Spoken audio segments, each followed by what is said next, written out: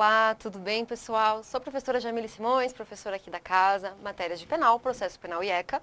Hoje a gente vai começar um último tema que eu trago para vocês em ECA, porque teve muita alteração com a lei de 2017, agora que saiu no finalzinho.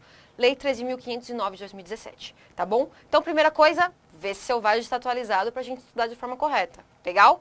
Bora. ECA, Lei 8.069 de 90, isso todo mundo já sabe. Lembra, trago para vocês de novo, quem viu as aulas passadas, tá repetitivo? Tá, porque preciso que isso entre na cabeça de vocês. Modalidades da família substituta, quais são? Guarda, tutela, adoção. Decorem nessa ordem, por quê? Porque é do menos rigoroso para o mais rigoroso. Guarda, caráter transitório, adoção, caráter irrevogável. Guarda nessa ordem que vai ser sucesso, vocês vão ver. Da colocação em família substituta, esse é o tema da aula. Vamos começar com o artigo 165, vamos começar a leitura nele. Então, são os requisitos para a concessão de pedidos em colocação em família substituta. Agora a gente vai começar a elencar os requisitos. Quais são? Inciso 1, qualificação completa do requerente e de seu eventual cônjuge ou companheiro com expressa anuência desse. Então, vai precisar do quê? Das qualificações, nome, estado civil, profissão, endereço, todos esses dados, RG, CPF, enfim. Seja da pessoa que está solicitando, bem como cônjuge ou companheiro, desde que esse tenha a anuência, tá bom? Inciso 2, vamos ler o que fala. Indicação de eventual parentesco do requerente de seu cônjuge ou companheiro com a criança ou adolescente, especificando se tem ou não parente vivo. Então, aqui vai mostrar qual que é o parentesco que ele possa vir a ter com a criança ou adolescente e se tem algum parente vivo. Tá bom? Básico. Inciso 3. A qualificação completa da criança ou adolescente de seus pais, se conhecido. Então, aqui vai ter que colocar a qualificação completa. Nome, eventual profissão, que é bem difícil da gente falar, RG, CPF, endereço, enfim, essa qualificação completa e se você conhece ou não a qualificação dos pais dessa criança ou desse adolescente, tá? Inciso 4, vamos ler. Indicação do cartório onde foi inscrito nascimento, anexando, se possível, uma cópia da respectiva certidão. Então, aqui tem que trazer a indicação do cartório onde está inscrito a certidão de nascimento e anexar também a cópia dessa certidão. Inciso 5. Declaração sobre a existência de bens, direitos ou rendimentos relativos à criança ou adolescente. Então, se essa criança ou adolescente tiver bens, se tiver rendimentos, se tiver eventual direito assegurado, tem que anexar e demonstrar quais são esses bens, títulos, enfim. Ok? Vamos ler o parágrafo único do artigo 165. O que ele fala? Se tratando de adoção, ou seja, essa vai ser a modalidade da colocação em família substituta, observar-se-ão também os requisitos específicos. Que requisitos específicos são esses? Já deixei aí do lado para vocês. O que fala na adoção no artigo 39 ao 50, tá ok? Tem várias aulas só se tratando desses artigos. Se não viu, vê lá se tiver interesse. Então, quando se tratar de adoção, tem que cumprir ainda os requisitos dos artigos 39 a 50, tá? Artigo 166. Vamos ver o que fala o artigo 166. Se os pais forem falecidos, tiverem sido destituídos ou suspensos do poder familiar, ou houverem aderido expressamente ao pedido de colocação em família substituta, esse poderá ser formulado diretamente em cartório, em petição assinada pelos próprios requerentes, dispensada assistência de advogado. Gente, aqui são situações o quê? Onde vai se extinguir, onde quer se acabar o quê? O poder familiar da família natural. Seja pela morte dos pais, seja destituído ou com suspensão do poder familiar, ou quando os próprios pais não querem que a criança passe por uma colocação em família substituta, tá bom? Não quero ter esse filho, não vou ter. Então, aí entra essa situação. Tá legal? E aqui traz pra gente a situação que o quê? Isso pode ser feito, pode ser requerido aonde? No cartório, desde que assinado e também estando presente o quê? O papel do advogado nessa situação. Tá bom? Parágrafo 1º, é aqui que começa a ficar interessante. Por quê? Porque teve muita alteração da lei, né, do parágrafo 1º em seguida, em diante, perdão. Então, presta atenção nisso. Olha o que o parágrafo 1º traz pra gente. Na hipótese de concordância dos pais, o juiz... hipótese de concordância do quê? É naquela situação em que os pais não querem ficar com a criança ou com o adolescente. tá? Então é nesse tipo de situação que a gente está falando agora, daqui em diante, ok? Presta atenção nisso. Então, o que vai acontecer? Como é que o juiz tem que proceder? Inciso 1. Na presença do MP, do Ministério Público, ouvirá as partes devidamente assistidas por advogado ou por um defensor público para verificar sua concordância com a adoção, no prazo de 10 dias, contando da data do protocolo da petição ou da entrega da criança em juízo, tomando por termo as declarações. Então, aqui, o que o juiz vai fazer? Vai marcar uma audiência para ver. Você quer realmente fazer isso? Por que você quer fazer isso? Vai tentar entender essa situação, ok? E vai ter que estar junto o Ministério Público, bem como o advogado ou o defensor público da pessoa que quer vir a destituir o poder familiar dela, quer entregar a criança ou adolescente e perder os vínculos que existiam até então, ok? Então, vai ter que ter esse prazo máximo, grifa essa questão do prazo máximo. Vai verificar, então, essa concordância com a adoção, ou seja, concordo em deixar a criança ser adotada, com prazo máximo de 10 dias. Grifa porque é importante, foi alteração de lei, tá bom? Contados desde quando? Da data do protocolo da petição ou da entrega da criança em juízo, ok? Então, começa a contar os 10 dias de quando? Do protocolo da petição ou entrega da criança em juízo. E olha o inciso 2 que ele fala.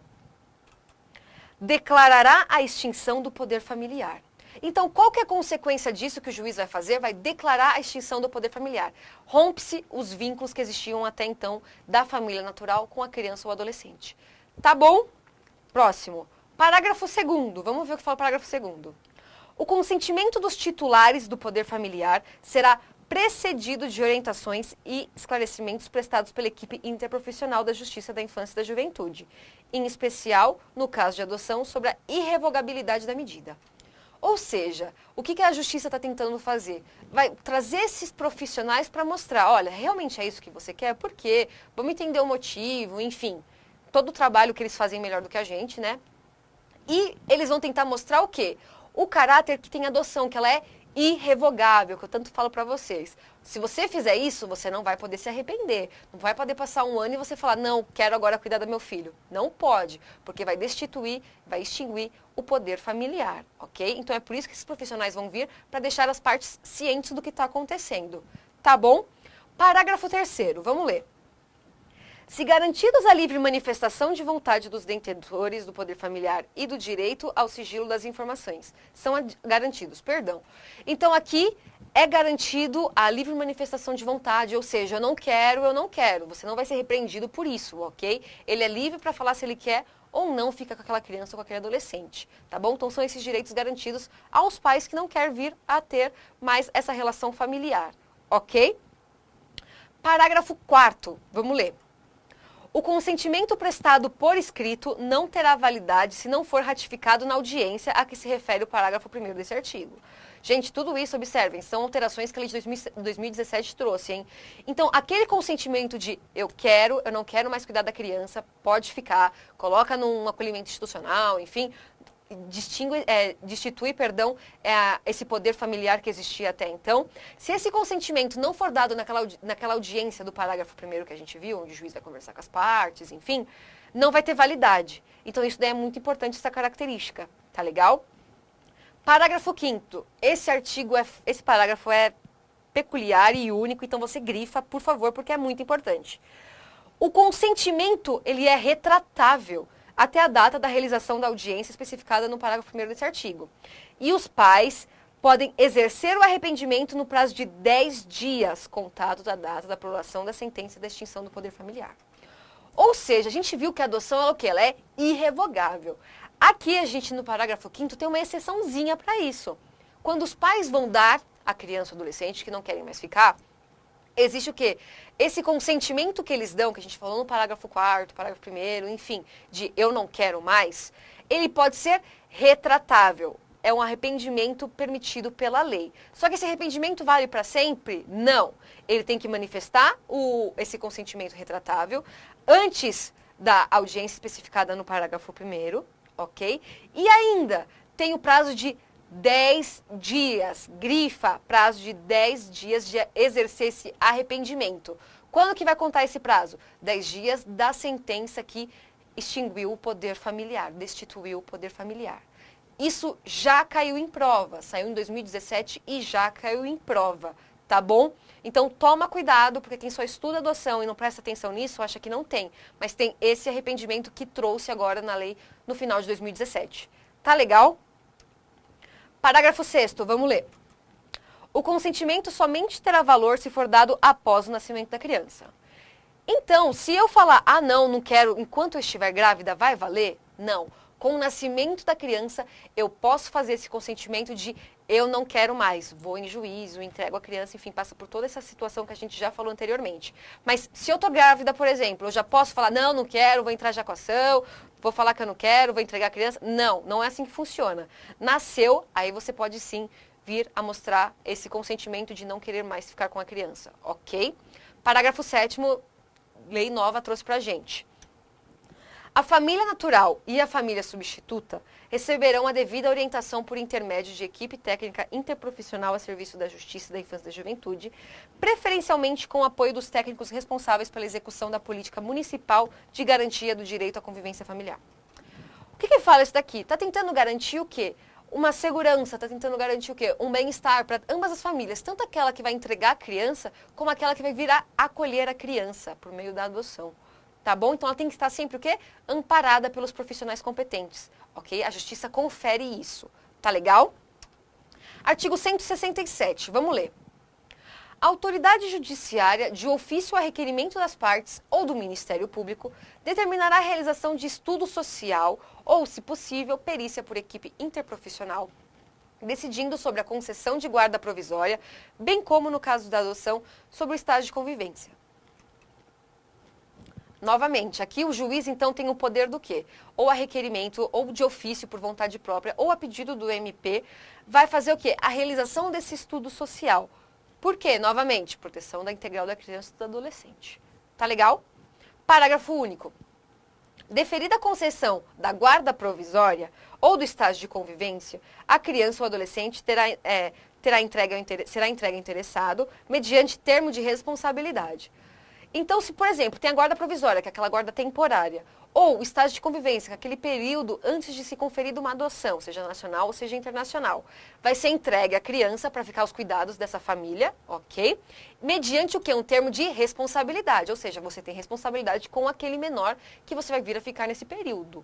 Tá bom? É isso que fala pra gente esse parágrafo único. Artigo 168, vamos ler.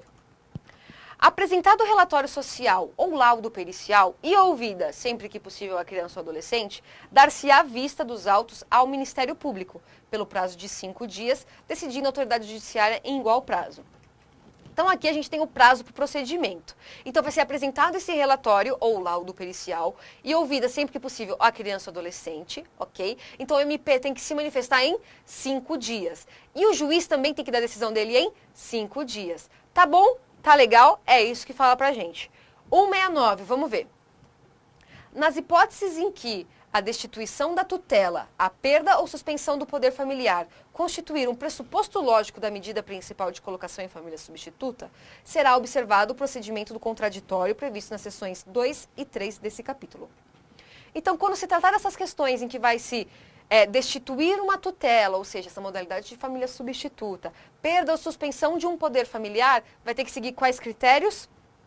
Esses critérios das seções 2 e 3 do capítulo. Tá legal? Parágrafo único, vamos ler. A perda ou a modificação da guarda poderá ser decretada nos mesmos autos do procedimento, observado o disposto no artigo 35. Então, se você perder a guarda ou modificar a guarda, pode ser feito isso aonde? Nos mesmos autos em que foi feito esse procedimento da concessão da guarda, ok? Seguindo o quê? Os critérios do artigo 35. Artigo 170, vamos ler. Concedida a guarda ou a tutela, observar-se-á o disposto no artigo 32 e quanto à adoção no artigo 47. Então, isso daqui são termos de procedimento também. Quando for guarda e tutela, observe o artigo 32. Quando for adoção, o que tiver contido no artigo 47. Legal? Parágrafo único, vamos ler. A colocação de criança ou adolescente sob a guarda de pessoa inscrita em programa de acolhimento familiar será comunicada pela autoridade judiciária à entidade por este responsável no prazo de 5 dias. Gente, aqui é aquela situação em que, por exemplo, destitui-se o poder familiar, ok? A criança não tem onde ficar, situação, coloca-se no acolhimento familiar. Qual que é o prazo para se dar essa comunicação? Olha aí. Então, a colocação dessa pessoa sobre a modalidade da guarda, ela tem que estar inscrita, então, nesse acolhimento familiar, não é qualquer família, ok? Isso é fundamental. E tem que ser comunicada para o juiz, a autoridade responsável, no prazo de 5 dias. 5 dias. Tá bom? Grifa esse prazo porque é importante. Gente, terminamos essa parte da colocação em família substituta. Não é difícil, é porque teve realmente muita alteração com essa lei de 2017. Eu preciso que vocês prestem atenção nisso para não perder questão, porque já caiu. Quem prestou um dos últimos exames da Ordem dos Advogados, da OAB, já caiu essa questão. Então, ou seja, eles vão pedir. Legal? Então, toma cuidado, se atualiza, fica sempre esperto para não perder questão por causa disso. Desejo para vocês excelentes estudos, ok? Qualquer coisa, estou à disposição, podem contar comigo. Fica o meu beijo, fica o meu abraço para vocês e até as próximas aulas com o NEAF. Beijo, gente!